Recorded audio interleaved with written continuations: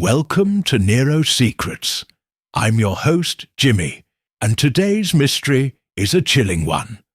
Hercule Poirot and the hat abandoned on the tram. Tell us where you're watching from, and don't forget to subscribe for more mystery stories.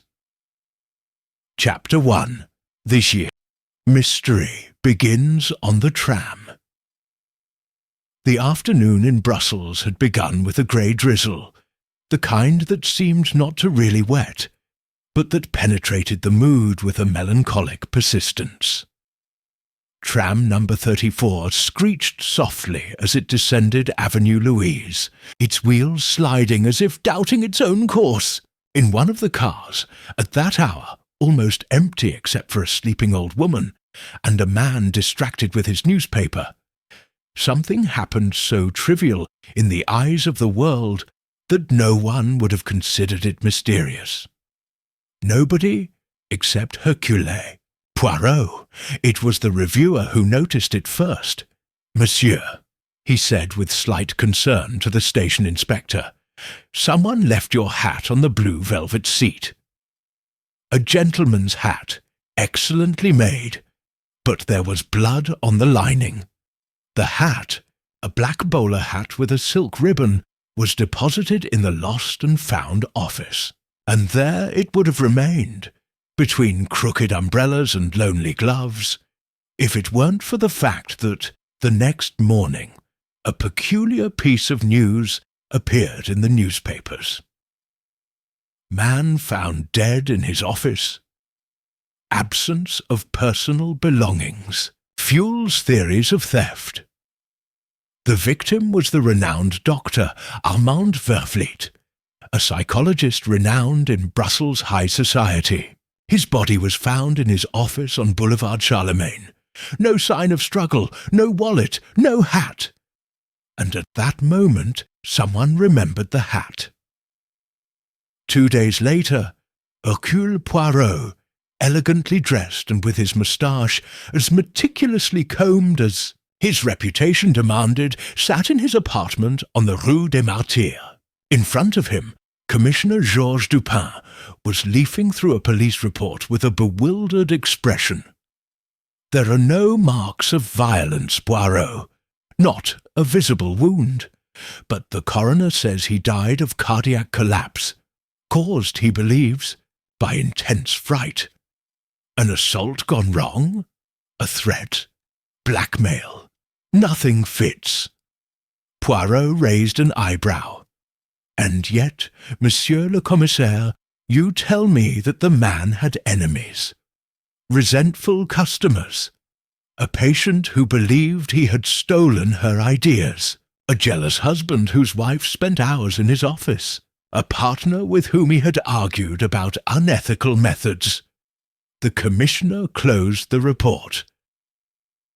"And then there's the hat. Ah, chapeau!" Poirot leaned forward with delight. "May I see it? The hat was brought in a simple box." Poirot took it delicately, turning it as if it were a relic. His fingers ran over the lining, where a faded brown stain was still visible. "It's not new blood," he said with conviction. "This stain is at least 48 hours old. And look," he paused, "here, at Saône-les-Belles, G.H. Tailleur de Monsieur, Rue de la Paix." "Do you know the store?" Dupin asked. "Of course," said Poirot with a smile. "They are demanding manufacturers. They only work to measure.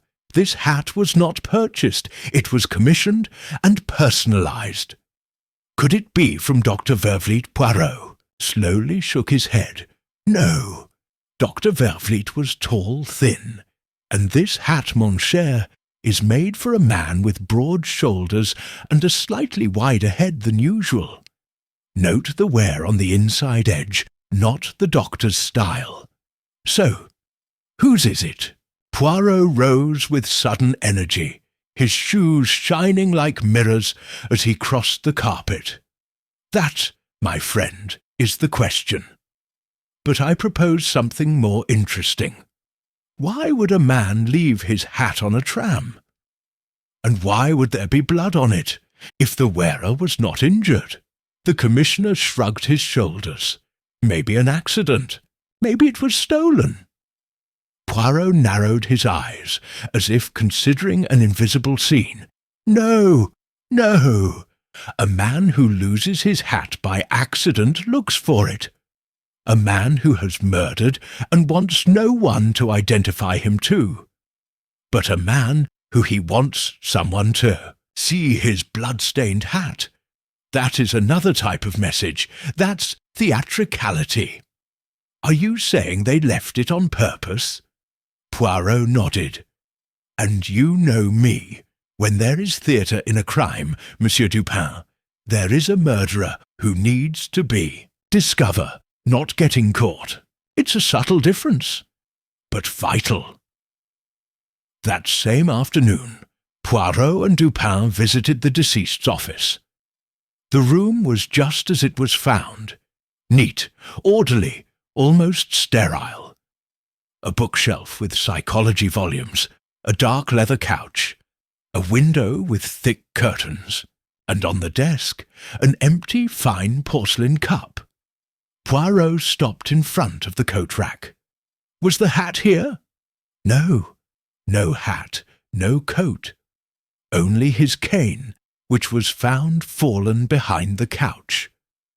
Poirot walked slowly around the room, barely touching the edges of the furniture, observing the pictures, the books, the tapestry. Can I see your patient records? Many are confidential. But some have been opened by court order, replied Dupin, taking out a folder. These 5 names had appointments in the last few days. Poirot leafed through the names, stopping at one. This, Madame Giselle de Mauriac. A countess? Widow, rich, eccentric. She visited him because of recurring nightmares, according to her housekeeper. Poirot smiled with satisfaction. Nightmares, yes, but what kind of nightmares? Do you think she's involved? Poirot raised his abandoned hat with a dramatic gesture. Mon ami, if there is something I have learned, it is that when crime begins on a tram, it does not end where one expects. Chapter 2. The Countess of Nightmares. Madame Giselle de Mauriac's residence was exactly what Poirot expected. A miniature palace embedded in the Rue Royale, with an air of luxury dulled by years and isolation. The pale stone facade, although majestic, seemed to contain secrets too big for its small windows. Upon arriving, Poirot did not ring the bell immediately. He stopped, staring at the wrought iron fence, snaking with wilting ivy flowers. Then, with a brief gesture, he rang the bell. A maid with a tense face led them down a darkened hallway to a room full of curtains, oriental tapestries, and pendulum clocks that showed different times. In the background, sitting like an ivory figure in a moss-velvet armchair, was the Countess. Madame Giselle was tall, angular, with a face as long as a cameo, and deeply sunken eyes that blinked little. She didn't seem surprised to have visitors, monsieur. Poirot, he said without waiting for an introduction. I was wondering when you would come to see me. Poirot bowed his head slightly, taking his seat with the delicacy of someone settling among pieces of porcelain. Madam, we find ourselves in sad but necessary circumstances. His name appears among Dr. Vervliet's last patients. Did you appreciate it?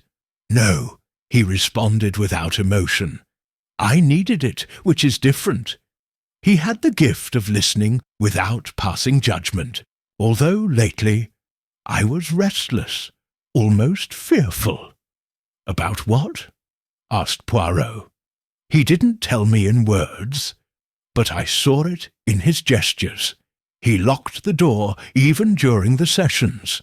I was constantly looking at the clock. And that day, his last day, he asked me for something very peculiar. Poirot leaned forward, his fingertips touching. Can I know what it was? He asked me to remember. Let him think about what he had forgotten. Told me, Madame, memory is the last hiding place of crime. It was the last thing he said to me before the session ended abruptly. He seemed to have had an idea. He stood up suddenly. He asked me to leave. Poirot pursed his lips. Did he talk to you about threats from someone who pressured him? Never directly. But he once mentioned that not all of his patients were patients. Some were observers, spies from the past. Dupin, until then silent, intervened. Did he have enemies? Many. Like every man who knows more than he should. But if you're looking for a name, start with Mrs. Delmare's husband. The soprano? The same.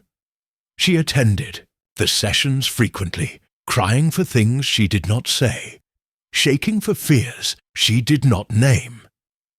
Her husband, Mr. Lucien Delmare, is possessive, controller. He struck me as a man who could do anything if he felt he was losing control. Poirot rose slowly. Madam, you have been revealing. One last question. Have you ever had the feeling recently that someone is following you? What do you observe her about? The Countess smiled, but it was a hollow smile. Monsieur Poirot, I have had that feeling for years. Not for this case, but for something much older. That is not over yet. Leaving, Poirot was silent for several minutes as they descended the street, shoes clicking on the wet sidewalk like clocks, ticking an invisible countdown. What do you think? Dupin asked. I believe that Madame de Mauriac does not fear for her life. He fears for his sanity, but also that he has a lucid mind, and that he has given a clue without knowing it. Which, memory is the last hiding place of crime. A phrase that reveals that Dr. Vervliet was looking not for evidence, but for memories. Maybe even suppressed memories. And that, Dupin, is very dangerous. And the soprano's husband? We will visit him. But first, there is another question that worries me. Why wasn't there Dr. Vervliet's coat in the office? It was February. It was raining, and the doctor, methodical as he was, would never have left without him. Do you think someone took it? No. I think the doctor came out after your last session and came back, which means that the crime did not occur at the end of the day, as was thought, but after, maybe hours later. And what were you doing in the meantime? Poirot narrowed his eyes. Maybe looking for something, maybe hiding it, maybe leaving a clue. Like the hat. Poirot did not answer. He took out a small notebook, wrote something without showing it and put it away. Mon ami, let's go visit Mr. Delmare, and this time we will bring questions that cannot be answered with silence. Nor Chapter 3, The Broken Notes of Mr. Delmare. Lucien Delmare's residence was located in the Ixelles neighborhood, on a street where the facades looked at each other with bourgeois suspicion. A bronze plaque next to the door indicated his profession, singing teacher, reception by appointment. But when Poirot and Dupin rang the bell that morning, they were greeted immediately. Lucien Delmare was a strongly built man, with a square chin that seemed sculpted more by will than by genetics. He dressed like a retired baritone. embroidered vest, starched collar, and large hands that spoke silently as he struggled to maintain his composure. A tragedy about Dr. Vervliet? Yes, of course, a great loss for your guild, he said, pouring coffee with mechanical movements. But I didn't know him well. I only knew that my wife was visiting him. Poirot tilted his head slightly, still not taking the cup. Didn't it seem strange to you that she spent so many hours with him? Delmar paused before answering. My wife is fragile. He suffers from nervous attacks. The music stabilizes her. The doctor said he was talking about childhood memories, night terrors. What husband would object to his wife receiving help? Help or liberation? Asked Poirot softly. Monsieur Poirot, replied Delmare more tensely, I am not a possessive, jealous man, if that is what you are trying to imply. But I'm not blind either.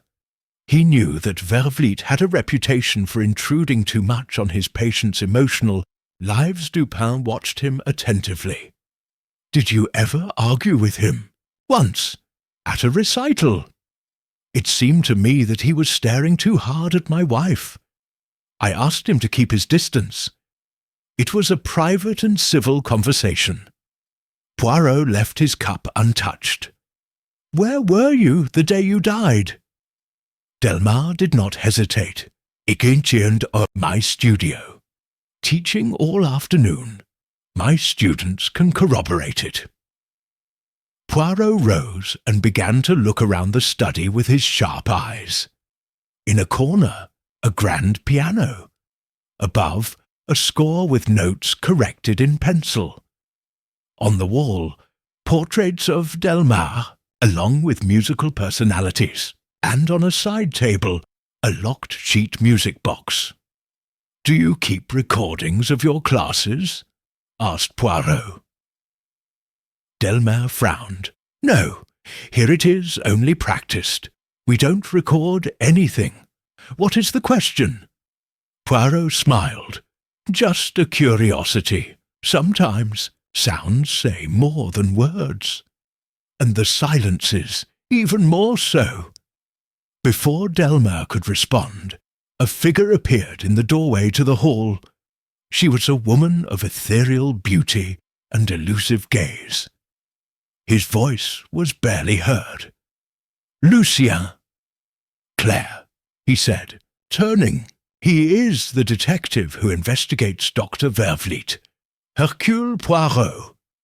She approached with the caution of a shadow, but her eyes sought Poirot's with suppressed desperation.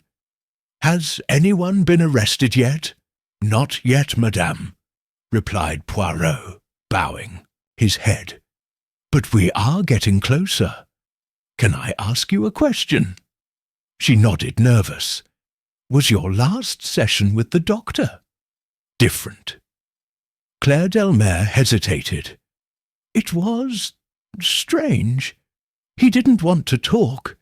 He asked me to remember a specific dream, one that I thought forgotten. He looked at me like he knew something, like he was waiting for me to say a key word. But I didn't remember her.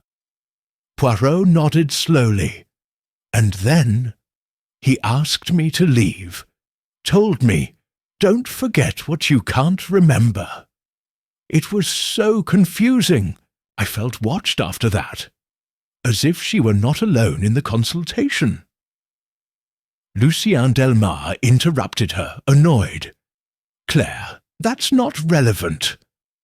Poirot stared at him. On the contrary, Monsieur Delmare, it is very relevant. Memory, as the doctor said, can be a weapon. A word, a gesture, a piece of music. Everything can trigger something that has been kept buried. There was an awkward silence. Poirot picked up his cane elegantly and walked to the door. I thank you for your time. I'm sure we'll see each other again. Returning to the Rue des Martyrs, Dupin walked in silence alongside Poirot, who seemed to meditate every step. Do you think it was him? Delmare is jealous, controlling and skilled at hiding emotions under layers of politeness. But I don't think he killed out of jealousy. So, I think there is something deeper, more symbolic. This case is not just about a murder. Try to something that is known, and of something that is remembered. Dr. Vervliet was not murdered for what he did, but for what he could make remember. Dupin stopped. And what does that mean? Poirot looked at him seriously. That the murderer was not trying to silence the doctor. I was trying to silence a memory. Chapter 4. The Echo of an Unsaid Word. That same night, Poirot remained in his apartment, sitting in front of a small table lamp, whose golden light gave soft shine to the polished surfaces. He had 3 objects on the table: the abandoned hat, a sheet with the schedules for Tram 34, and a sheet of music. The score had been borrowed, if not rescued, from Lucien Delmare's studio. Not without warning, of course. Poirot had asked Dupin to pick it up in the name of logic, as he put it. The Belgian detective was now observing her as if invisible words could be hidden in each beat. A dissonance. An unusual pause. Poirot murmured, "In music, as in crime, there are no useless notes. Every omission is intentional." They knocked on the door. It was Georges Dupin, with his shoulders wet from the night sky and an envelope in his hand. "The reports have arrived from Dr. Vervliet's house," he announced, "and also something curious about the tram." Poirot invited him in, and together they opened the documents. The first was an inventory of belongings found in the doctor's office. Nothing out of the ordinary, except for one detail highlighted by the scene inspector. A small metal box, empty, without a lock, hidden in a double bottom of the desk. "What did it contain?" Dupin asked. "Nothing now." But its shape was that of a cassette or a tape. Recordings, perhaps. Poirot nodded his approval. Or a message, something that no one should ever hear.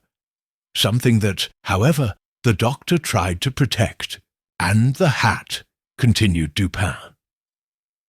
An anonymous passenger reported that he saw him on the back seat, minutes before the tram stopped at Place Flegy.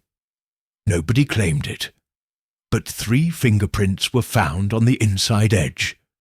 Only one corresponds to Vervliet. The other 2 are not yet identified. Poirot nodded, as if the piece of the puzzle fell into place without surprise. 2 more hands, 2 presences, one, perhaps, to quit, another to make sure it was seen. And what do we do now? Poirot rose with his usual composure and walked towards the window. The lights of Brussels flickered like indecisive thoughts. "Tomorrow," he said, "we will visit Miss Emily Carrel." "The journalist?" "Yeah, a cunning woman. She was a patient of the doctor years ago, and published an article in the Evening 6 months ago. Psychologists who manipulate memory. In it, he suggested that some therapists used hypnosis to dig where memory preferred not to go. Dr. Vervliet was quoted indirectly. Dupin frowned. "Do you think she holds a grudge?" "No," replied Poirot, turning away. "I think she knows something. Something he didn't say then. But now he may have reason to reveal." The next morning, Emily Carrel received them in her office, among cold coffees, full ashtrays, and piles of papers with half-written headlines. She was a young woman, with a confident voice and attentive eyes, as if every conversation were an interview. "Dr. Vervliet?" "Yes, I knew him well," he said bluntly. "He was my therapist for a year, and it was also the reason I left therapy." "Because?" asked Poirot. "Because it started to go too far. At first, we talked about common things. But one day, he started insisting that I had blocked memories. He told me about regression, hypnosis, and an image, a train station. She said that I named her in my sleep, but I didn't remember doing it." Dupin bowed. "Which station?" "Don't know. I was just saying it was important, that something happened there. But when I asked him for evidence, recordings, notes, he gave me nothing. I left him shortly after." Poirot thought for a few seconds. "And do you think the doctor used that technique with other patients?" "Yeah, and not always with their consent. He had an obsession with repressed memory. He believed that trauma could be erased like a misspelled sentence, or that the crime could be revealed in the same way." Poirot rose, grateful. "Mademoiselle, your information has been very valuable. One last question. Do you know Claire Delmare?" "Only by sight, but I learned that he stopped singing years ago, after a nervous breakdown. The funny thing is that it happened after a trip to—" Emily stopped. "To a station, to Schaerbeek Station." Poirot remained very still. "Merci, mademoiselle. You have said more than you imagine." Returning to his apartment, Poirot opened a map of Brussels and placed a pin over Schaerbeek Station. Then he wrote a name next to it, Claire Delmare. "We're no longer looking for a murderer," he murmured. "We look for a memory." Chapter 5. The Wagon That Never Arrived. The Schaerbeek Station did not have the romantic air of the Parisian terminals or the imposing architecture of the Gare Centrale. It was more of a skeleton of what it once was, with cracked platforms and posters that fell off like aged leaves.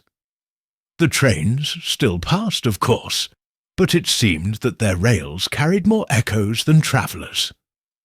Poirot and Dupin got off the tram just before noon. The sky was leaden, and the wind carried the metallic smell of the railroad.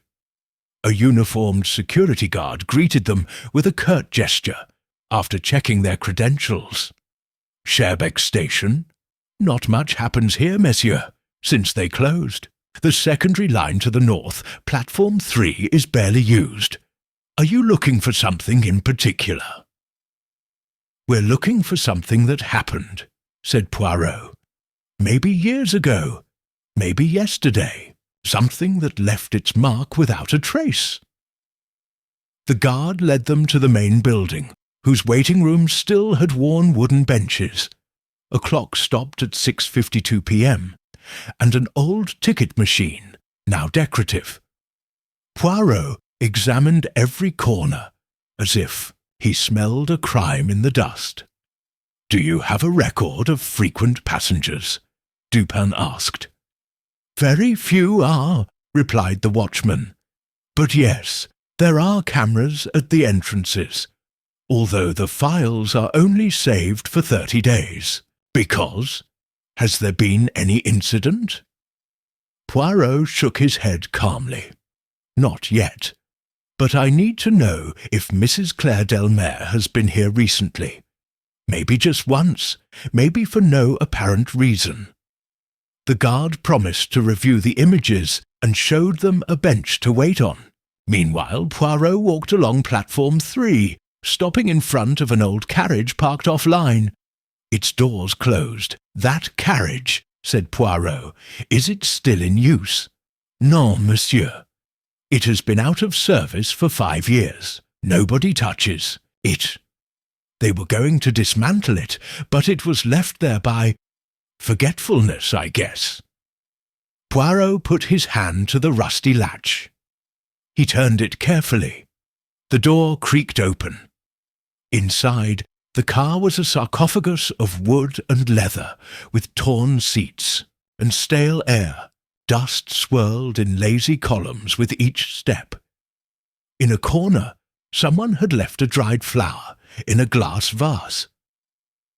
Poirot stopped before that gesture. So simple, so loaded. "Mon Dieu," he murmured. "Something happened here." Dupin looked at him uneasily. "You think this place is important?" "For someone, yes. And if my instinct is not deceiving me, for Claire Delmare, this carriage is not just a memory. It is an invisible prison." Poirot crouched down, looking at an inscription on the wood, clumsily carved. "Not to remember is not to suffer. Not remembering is not suffering." Back in his apartment, Poirot placed a new pin on his map, marking not only Schaerbeek, but also the word wagon. The blocked memory, Claire's erratic behaviour, the hypnosis sessions, everything pointed towards that point of origin. "Dr. Vervliet was trying to help her," said Poirot aloud, as Dupin took off his coat. "I was trying to take her back there, mentally, at that moment, to that wagon. But he didn't succeed, or maybe she did, and it pushed her over the edge." "Do you think Claire killed the doctor?" Poirot shook his head. "No, Claire is trapped. The crime was committed by someone who feared what she could remember. Someone who knew what happened in that car and couldn't let the doctor dig it up. And who? Your husband?" Poirot stared at the hat on the shelf. "Delmare is a man of pride, not fear. But there is another figure that still doesn't fit.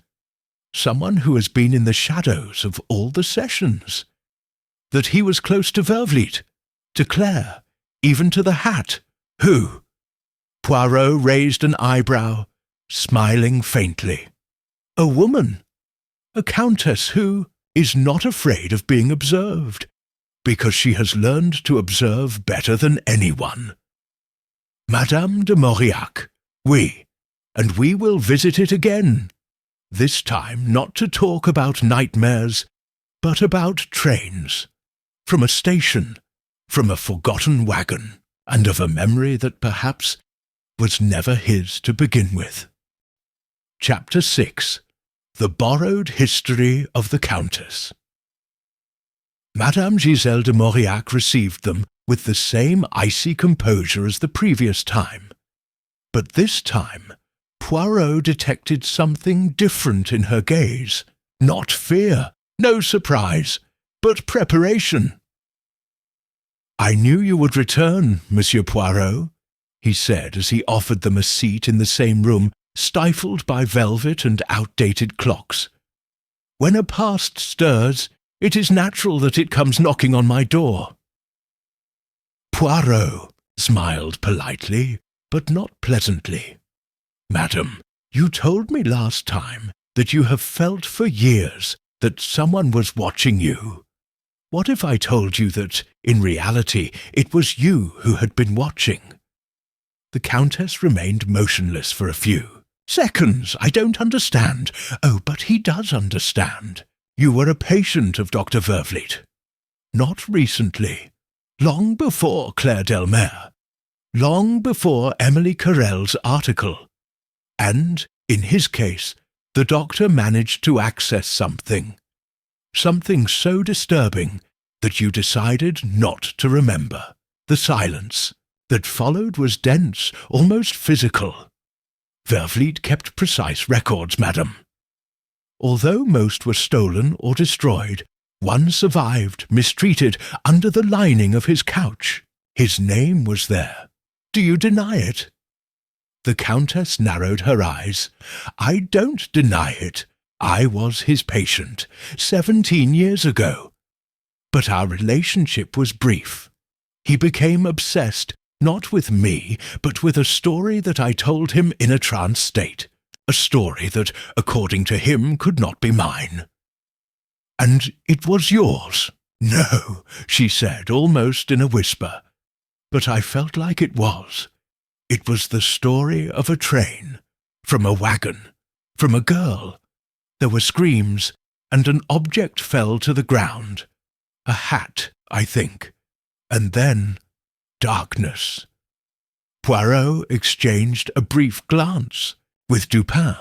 "Madame, why didn't you tell us before?" "Because I forgot," he answered with icy bitterness. "Or I convinced myself that I had made it up. Until you said Scherbake. Then it all came back. Not as memory, but as an echo."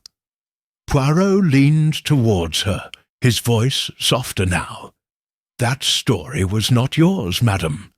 It was borrowed, implanted, transferred perhaps by mistake, by Vervliet, during one of his experiments with deep memory. He sought to relive a repressed trauma, and ended up infecting him." "Claire's?" asked the Countess, almost with horror. Poirot nodded. "Claire was a young woman in treatment when you arrived. His trauma was so intense, so visceral, that Vervliet tried a procedure never documented, parallel evocation. Bring two minds together in overlapping sessions to release a shared memory. And what happened? That you absorbed part of the memory, and Claire, she erased it completely. His mind encapsulated it as a defense mechanism. But now, years later, the doctor was trying to bring him back, and someone else feared what that entailed." Dupin crossed his arms. "So, the murder was an attempt to silence the memory itself, not to people." "Exactly," said Poirot. "But we still don't know who he wanted to do it." Madame de Mauriac stood up with studied slowness. He walked to a display case, took out a polished wooden box, and placed it on the table. "3 weeks ago," he said, "someone left this in my mailbox with no return address. Inside, a dried flower, and a note that said some trains should not be boarded twice." Poirot opened the box carefully. The flower was identical to the one he found in the abandoned wagon. "A warning," he said. "Someone knew you were remembering, or that I could do it. Did you show it to the doctor?" "Yeah, 2 days before his death. Then the circle closes." Poirot stood up. His voice was firm, but not raised. "The murderer is among those who knew about that memory, who knew about the failed experiment, and who understood that sooner or later the truth would emerge. The hat on the tram was a warning, a symbolic threat, launched like a signature. But he made a mistake, too theatrical, too specific. So you have an idea." Poirot took his hat, the real one, and placed it precisely on his head. "I have something better, madame. I have a date with a ghost, one who left his shadow between the rails and the silence, and I plan to make him talk." Chapter 7. The Traces of Shared Memory. The next day dawned with a dry wind and a sky without nuances, as if the city itself was holding its breath. Poirot was ready early, impeccably dressed, and with a white rose in his buttonhole. It wasn't vanity. It was a symbol. Every detail had purpose with it. "Today, mon ami," he said to Dupin while adjusting his gloves, "let's see if a memory can speak. even if those who lived it remain silent. They headed to the Central Archive of Justice, an old building whose basements housed dormant files, sepia photographs, and secrets too old to interest the police. There, Poirot had an appointment with a well-known archivist, Monsieur Lenoir, a wiry man with a voice like crumpled paper. "I'm looking for a forgotten case, monsieur," Poirot told him. "Something related to a crime in or near Schaerbeek Station, possibly between the years 1917 and 1925. Unusual, poorly documented, something that might not seem like a crime at first glance." Lenoir looked at him with a raised eyebrow, but obeyed. They spent almost an hour among dusty shelves and boxes, until the archivist returned with a thin folder and a serious face. Only one matches. It was not classified as a crime, but there are elements that will interest you. Poirot leafed through the papers. The brief report recounted an anomalous discovery. An 8-year-old girl, Claire Beaulieu, now known as Claire Delmer, found alone in an abandoned carriage at Schaerbeek Station. No visible wounds, without company. The girl did not speak. He didn't respond. He remained motionless like a living statue. She was hospitalized for 2 weeks, then adopted by a family from the south. The investigation was closed without explanation. No witnesses. "It was the same station," Dupin murmured, "the same wagon, and the name, Beaulieu, changed after marriage. But it's her, Claire," said Poirot, closing the folder slowly. "That was the original trauma, and he repressed it with such force that he became another person. And Vervlit was trying to get it back. Not only that, I was trying to understand it. Because in that same year," he pointed to another page, "a man disappeared, Henri Vermeer, minor artist, unofficially accused of seducing a minor. He was never found." Dupin frowned. "Do you think that man was with Claire in the car?" "I have no proof, but I have a hypothesis. That man was with her, maybe fleeing, maybe blackmailing someone. And something happened. A third found them, and only she survived. No memories, wordless." "And who would that third be?" Poirot did not answer. Instead, he took out of his pocket a copy of the dried flower found both in the carriage and in the Countess's box. That flower is a white anemone. In the language of flowers, forgotten memory, broken hope, it is not a random choice. It is a message for those who understand its meaning. And only someone with artistic training would use it as a signature. Dupin understood it immediately. Lucien Delmer, singing teacher, passionate about symbolism, proud, protective of Claire, but also controlling.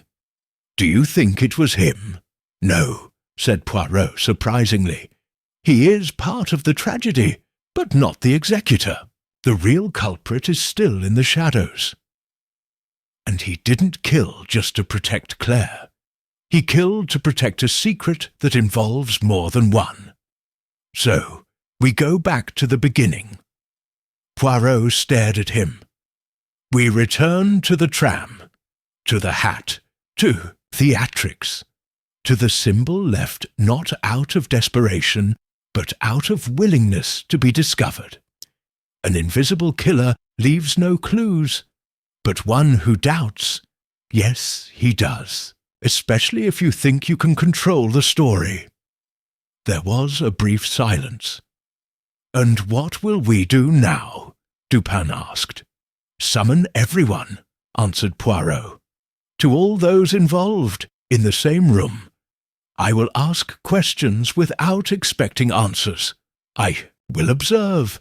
I will gauge reactions. Because now I know what to look for.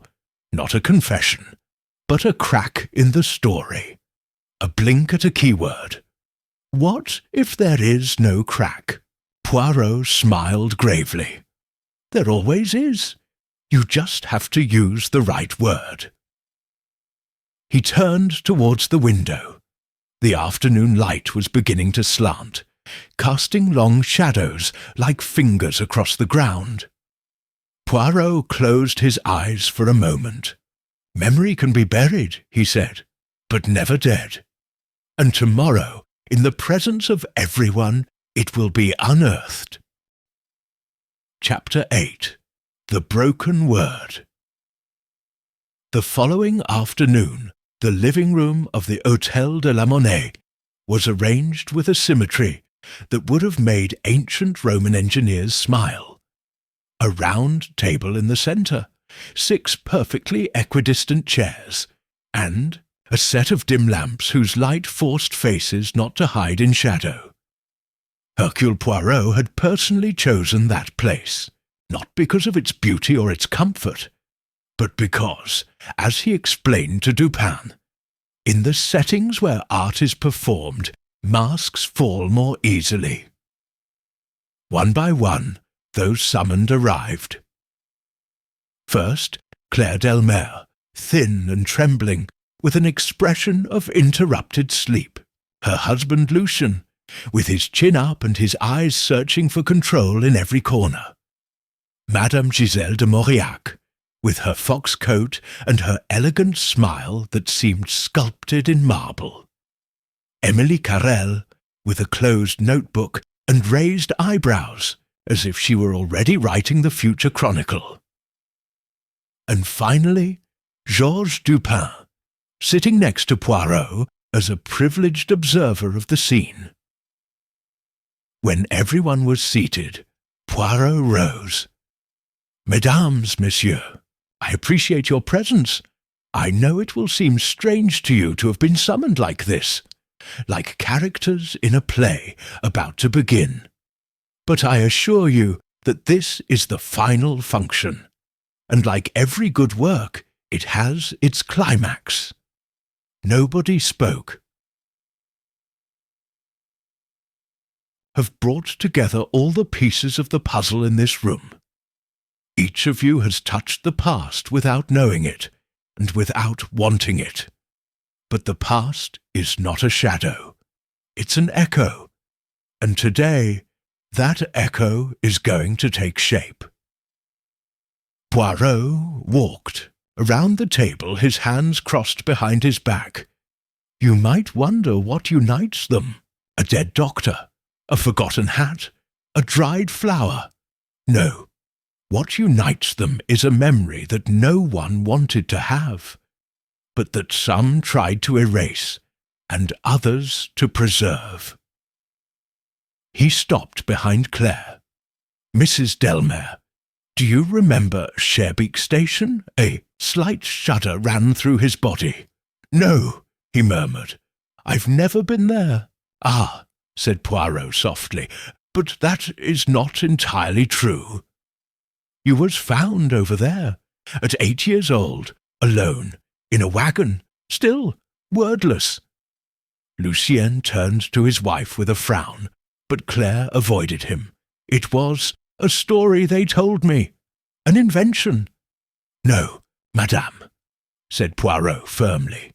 It was his story, but they took it away. With good intentions, perhaps, but also with consequences. Dr. Vervliet tried to return that memory to him, not out of cruelty, but because he knew that you lived inside an invisible cage. Silence. And that's what killed him, added Poirot. Not you, not the Countess, not even Lucien. It was someone else, someone who knew that if I remembered, there would be questions. And behind those questions, there would be him. Émilie Carrel interrupted. Him for the first time. He? Who? Poirot turned to her gently. A man who was present in that carriage, that he knew Henri Vermeer, the missing artist, that he knew about the girl and the scandal that would have caused, and that, for personal or family reasons, I needed everything to be forgotten. Then he addressed the Countess.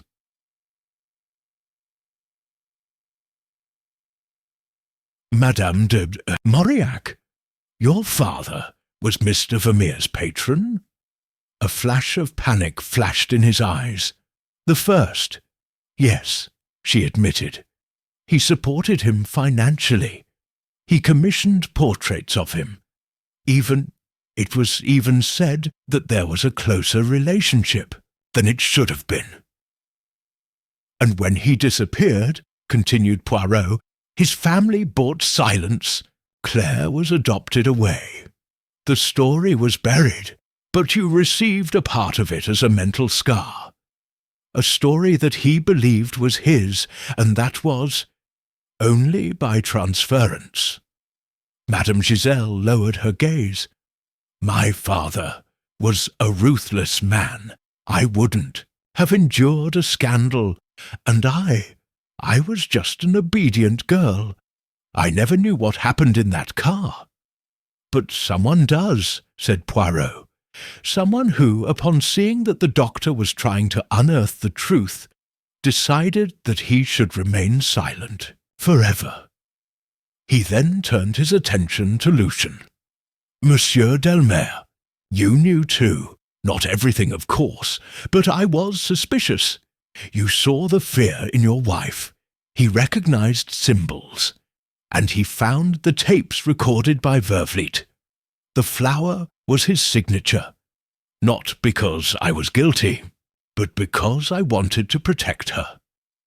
Lucien clenched his fists but did not speak. Poirot finally turned around and faced Dupin. And yet there is someone else. Someone who had access to everything. The doctor's appointments, the recordings, the hat, even the police records. Someone who, under the pretext of seeking the truth, has tried to write their own version of events. He looked directly at Emily Carrel. You didn't just come to observe, mademoiselle.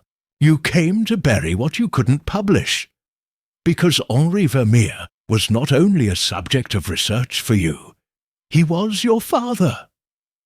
The journalist looked at him pale. You can't prove that. And I don't need it, said Poirot calmly, because your face just remembered it for you.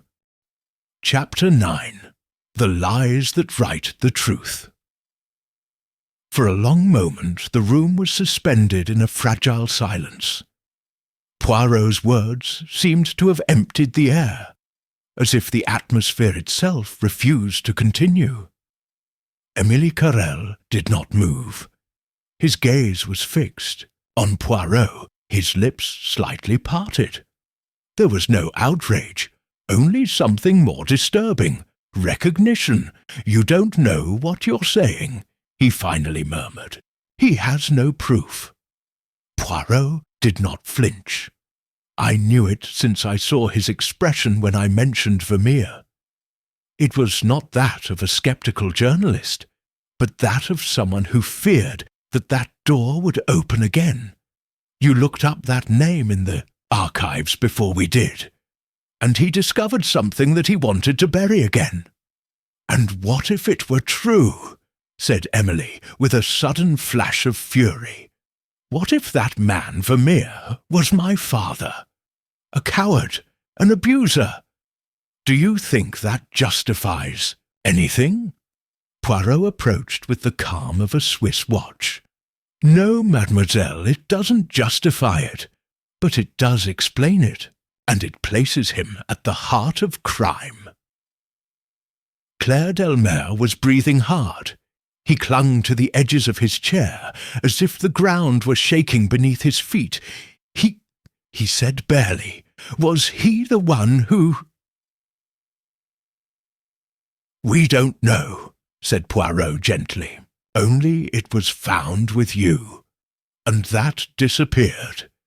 He may not have physically harmed her. He may even have been a victim too.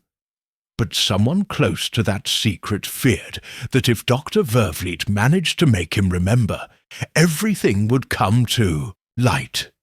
Someone who carried the weight of that surname and the shame. Dupin, who had remained silent, murmured, "The footprints on the hat. One of them was female." Poirot nodded. "And now we know who. You left him on the tram, mademoiselle. As a warning, as a symbolic message, stop or I will speak. But Vervliet did not stop, so you stopped him." "It wasn't like that," Emily whispered, her voice breaking. "I didn't want to kill him." "He didn't do it directly," replied Poirot, "but he placed the final piece. The one who pushed him. The tape. You found the recording of that session. The one where Claire, in a trance, said words she didn't remember. He took her to the doctor. He told him he knew everything. That, if he insisted, everything would come to light. And Vervliet couldn't stand it. Did he commit suicide? Maybe, not in the traditional sense. But you were the cause of his collapse. That's why there were no signs of struggle. That is why no violence was found. Just pure fear. The fear of having destroyed something irreversible." Emily lowered her head. He was no longer defending himself. He believed he could redeem everyone. That unearthing truths would bring relief. "I didn't understand that some truths can't be cured. They only infect." Claire Delmare stood up then, slowly, as if emerging from a deep well. Her eyes were open, lucid for the first time since Poirot had met her. "The flower," he said. "I remembered her, but I didn't know where. And the carriage. In my dreams it was always empty." "But he wasn't, right?" Poirot looked at him. "No, madame. But now you know that that memory doesn't belong to you alone. It is shared, and it doesn't have to be a condemnation, just a threshold." Lucien took her hand. He didn't say anything, but the strength in his gesture spoke of a late but firm protection.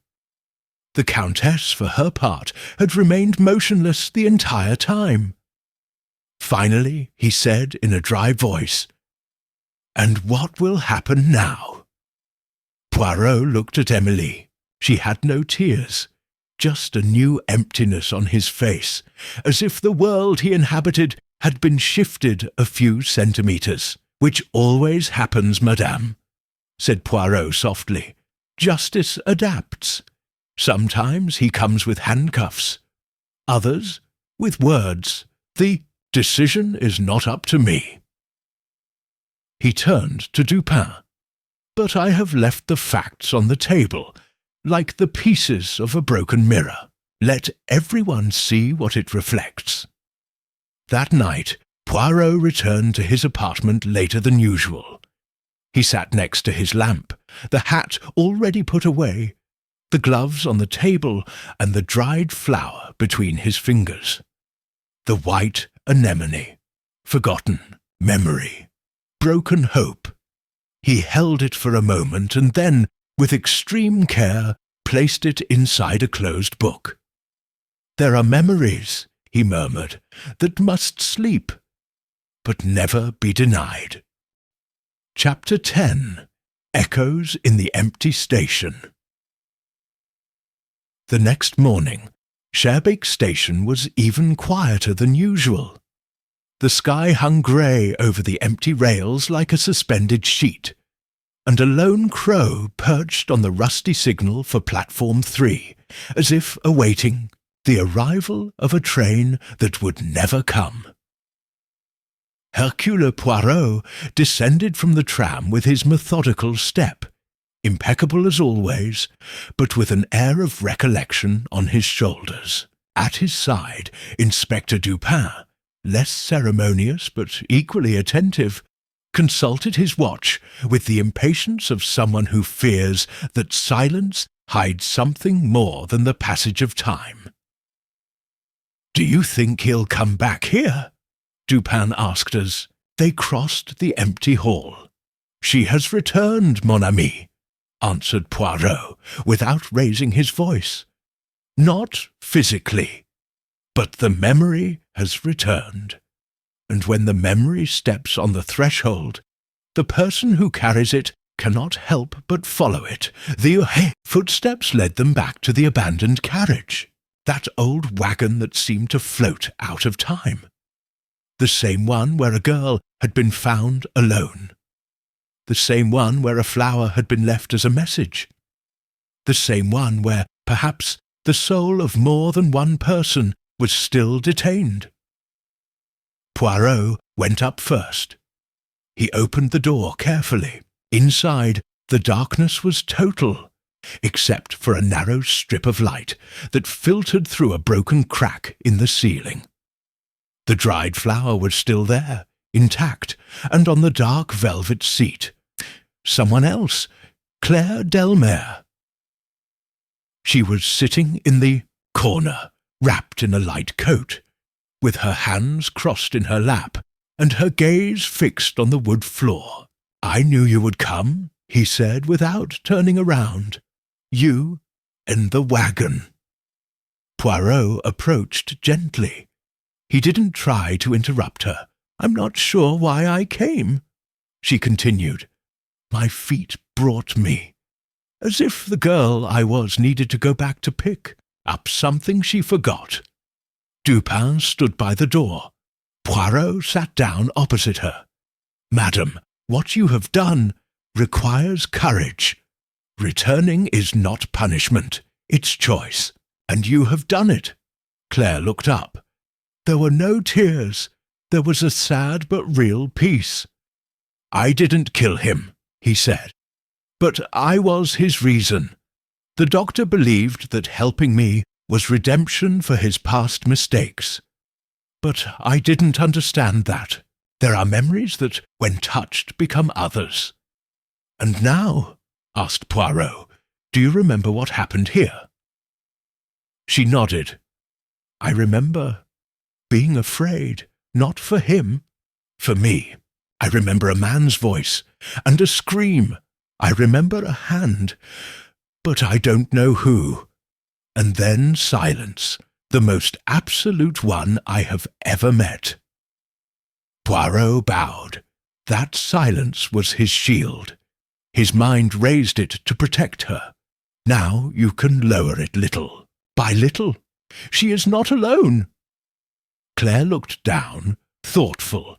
Emily said her father could have been responsible. "I don't know if I want to know. To understand is not to approve," said Poirot. "But sometimes knowledge is the only thing that separates us from fear." A long silence followed. Claire then stood up with a determined expression. "I want to go," he said, "but I'll leave something here." He took a folded handkerchief out of his coat. Inside, another flower, not dry, does not wither. A fresh anemone, white, pure. He placed it in the glass next to the dried flower, as if a part of it remained there, but transformed. "This is for the girl I was. The other one! Ugh can stay." Poirot smiled, just barely, a gesture worthy of a new memory. As Claire stepped off the carriage, Dupin watched her go with a mixture of respect and bewilderment. "And Emilie?" asked. "Do you think the prosecution will do something?" "Don't know," answered Poirot. "But whatever it is, the truth has already done its job. It's not revenge that matters, Dupin. It is understanding, and she has begun to understand herself." Once on the platform, Poirot stopped one last time and looked back at the carriage. The train that never left, he murmured. Or maybe the train that was waiting for the last passenger. And with that, he put on his hat, turned around, and descended with a firm step toward the new day that awaited them. Chapter 11. A voice that was not his own. The afternoon slid across Brussels like a heavy curtain. In the apartment on the Rue des Martyrs, Poirot was having his usual cup of hot chocolate. In front of him, a transcribed copy of Dr. Vervliet's session notes, rescued by Dupin with the help of a judicial expert. The pages were marked with scribbles, underlined words, repetitions of names and symbols. But there was one line in particular that Poirot was reading for the 5th time. Che, voz cambió, no era la de Claire. Más grave, más rígida. Dijo, don't touch this memory. It's not for you. Don't touch that memory, repeated Poirot in a low voice. It's not for you. Dupin watched him from the other chair, arms crossed, eyes tired but alert. Do you think it was a subconscious manifestation? A blockade? Poirot slowly shook his head. No, mon ami. It was interference. That voice was an intrusion, not a defense. Someone else inserted that warning into Claire's headspace. And that someone was not Dr. Vervliet. He himself was disturbed. He wrote it down with a question mark. Are you suggesting there was a second mental intervention? Exactly. Not an inner voice, but an imposture. What we call in psychology a narrative implant. And only one person in this whole affair had the knowledge, the access, and the interest in protecting that memory from being definitively revealed. Dupin straightened up. Émilie Carrel? No, Poirot corrected. Someone even closer to the core. That he benefited from silence, but would never have resorted to direct violence. Someone who disguised himself as a victim, but orchestrated the threads from behind. The Countess Poirot nodded gently. Madame Giselle de Mauriac. His involvement was easy to underestimate. A distant, fragile, even tragic woman. But there is something we forget. His training. She was a student of suggestion, mild hypnosis, and memory theory before becoming a patron. He knew the limits, and how to push beyond them. Dupin seemed not entirely convinced. Why would I do it? Why intervene in Claire's mind? Poirot rose and walked towards the window, folding his hands behind his back, because he protected a history that his family considered theirs. The fall of Henri Vermeer was not supposed to be a public tragedy. There was to be no trial, not an inherited guilt. When Dr. Vervliet attempted to access Claire's repressed memories, he encountered interference, not by chance, but because someone had addressed the paths of that memory, so that it would never reach the core. And that's why the voice said, "It's not for you." Exact. Giselle transformed a memory into a labyrinth, not to cure Claire, but to preserve an image, that of her family, his lineage, his story, and the hat. Emily placed it. But the idea wasn't his. Giselle inspired him. The dried flower, the message, everything had a symbolic pattern that she understood. A macabre choreography written by two authors, one manipulated and the other invisible. Dupin remained silent for a few seconds. "And how will you prove it to them?" "I won't," replied Poirot, sitting down again. "I don't need to do it. She will know. You already know it. Guilt, mon cher, does not always need punishment. Sometimes the mirror is enough. That same night, an anonymous letter was left under the door of Poirot's apartment. The envelope was plain white paper. Inside, a single sheet with a handwritten phrase, "I didn't protect the memory. I protected the lie. And now the lie is the only thing I have left." It didn't have a signature, but Poirot didn't need it. He placed the sheet in the fireplace without saying a word. The flames devoured her in seconds. "Some truths come late," he said, "but they arrive."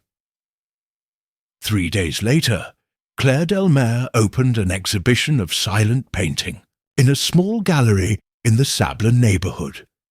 None of the works had a title. They were all empty carriages, anemones, fogged windows, and faceless female figures. He did not speak to the press. He only wrote in the catalogue, "This is the train of memory. It has no destination, only stations where fear stops." Poirot did not attend, but he sent a white flower, not dry, not cut, viva. Chapter 12. The Last Station. 2 weeks passed since the silent exhibition. Dr. Vervliet's case had been filed with an ambiguous cause: death from cardiac collapse under extreme psychological circumstances. There were no arrests. There were no headlines. Just a succession of shadows that retreated without making a sound. As if the crime, instead of being solved, had vanished with the last night train from Schaerbeek. But Hercule Poirot did not believe in spontaneous disappearances. Every crime, he often said, even those that seem to have no culprit, leaves a residue. A small trace of logic that, in the end, reveals the complete truth. You just have to know how to look in the opposite direction. That morning, Poirot was invited to tea at Claire Delmare's house. The atmosphere was different, clearer, less locked up. Claire received him with renewed serenity, and Lucienne, although still tense, showed something akin to gratitude. "I'm painting again," she said as she poured the tea, but now without fear of remembering. "I'm glad, madame," said Poirot. "Art should not be a wall. It must be a window." Claire looked down for a moment.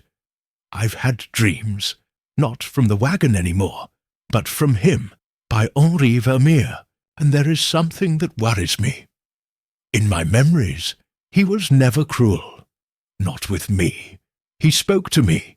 He took care of me. He seemed afraid." Poirot nodded. "That's the final piece. The one that nobody wanted to see." Lucien frowned. "What does it mean?" Poirot carefully placed the cup on the saucer. Vermeer was not the culprit. He was the witness, maybe even the protector. When Claire was taken to the carriage, it was not to run away with him, but to hide her from another, from someone more dangerous, someone who didn't want her to talk, someone who was never named. Claire froze. "Who?" Poirot sighed. "We will never know for sure. The only witness died, or was made to disappear, and the only memory that knew him was fragmented on purpose." Lucien murmured, "And the Countess? She manipulated. But he didn't kill. His crime was protecting a false story. He preferred to lose the truth rather than face the fall of his lineage. A form of cowardice wrapped in silk." Claire nodded slowly. Then he looked out the window, towards the garden. There was a row of anemones growing there now, white, alive. "Then there is no justice," he said, not bitterly, but as an accepted fact. Poirot looked at her softly. Justice does not always come in the form of punishment. Sometimes it comes when the memory stops hurting. When you can say, "This happened," and continue breathing, you have arrived there, madam, and that not everyone achieves it. She smiled at him, a new, clean smile. "Thank you, Monsieur Poirot." He rose, took his hat, and bowed politely. Sometimes, to discover the truth, you just have to follow the hat abandoned on the tram. That night, Poirot walked alone along the Avenue Louise, among the golden lanterns and the unlit shop windows. The city was another under the darkness, more intimate, more honest. He passed the café where he used to meet Commissioner Dupin, and when he reached the intersection with the Rue de la Concorde, he stopped. A tram passed slowly. The number, 34, without. Thinking, Poirot went up. The carriage was almost empty. A man was dozing by the window. A woman was reading a letter. A child looked at his reflection in the fogged glass. Everything seemed banal, every day. Poirot sat down, noticed, heard. And then he smiled, because in that moment, between the tram's bells, the squeak of the wheels, and the calm breathing of the passengers, he knew that the case was over. When the truth was exposed, but when the truth no longer needed to be hidden. He closed his eyes. He allowed himself, for the first time in days, not to think. The tram continued its course, taking the detective, the memory, and the restored silence that only cases solved really in the soul can leave.